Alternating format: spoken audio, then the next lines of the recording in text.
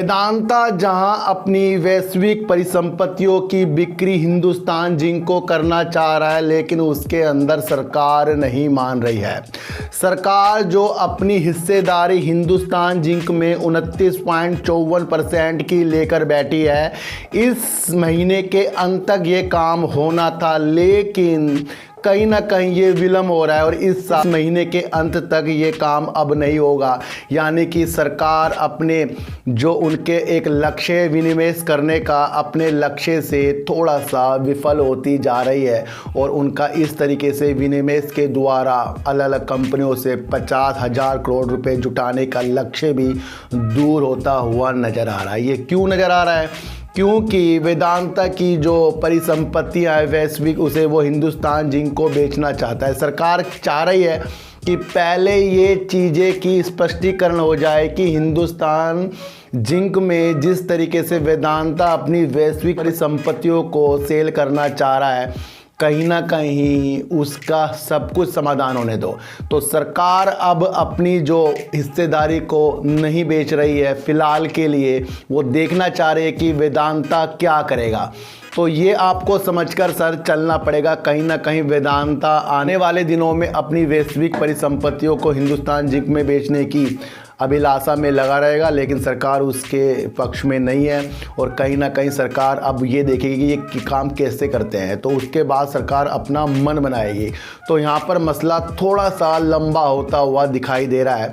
फिर भी आपको समझना चाहिए कि अगर ये विलम्ब होता जा रहा है तो कहीं ना कहीं वेदांता में भी आपको गिरावट और हिंदुस्तान जिंक में भी आगे जाकर आपको गिरावट देखने के मौके मिलेंगे ये आपको समझना पड़ेगा।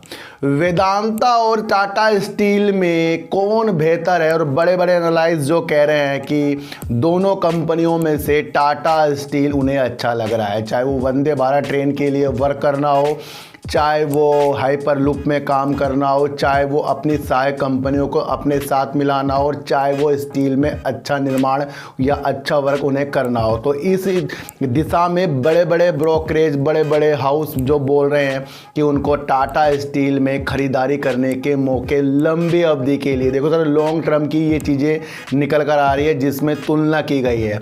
तो उन्हें वेदांता नहीं अच्छा लग रहा है उन्हें टाटा स्टील। ये न्यूज़ है और ये न्यूज़ के दोबारा निकल कर आ रही है। लेकिन मैंने आपको कहा था कि टाटा स्टील हाल ही का शेयर नहीं, जब ये स्प्लिट हुआ है तो ज़्यादा से ज़्यादा ये अपने ऊपर निवेश करने की भावना हमारे अंदर जगा रहा है और ये जब जगाएगा तो कहीं ना कहीं ये लंबे समय के लिए होगा, क्योंकि फिर इसको अपने काम के प्रति भी हमें देखना चाहिए।